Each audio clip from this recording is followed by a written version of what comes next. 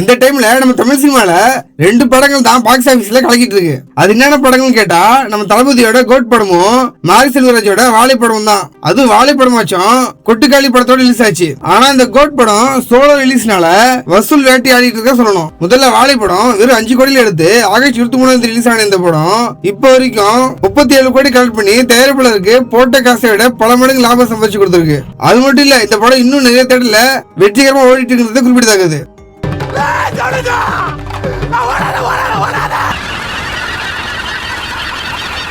அடுத்து கோட் வெங்கட் பிரபு டைரக்ஷன்ல நம்ம தளபதி நடிப்புல 400 கோடி பட்ஜெட்ல செப்டம்பர் 5 ரிலீஸ் ஆன இந்த படம் இப்போ வரைக்கும் 300 கோடி கலெக்ட் பண்ணிருக்கு. இந்த படம் இன்னும் நிறைய தேட்டர்ல ஹவுஸ்ஃபுல்லாவே ஓடிட்டு இருக்கிறது குறிப்பிடத்தக்கது. அறிவு இருக்கடா உனக்கு?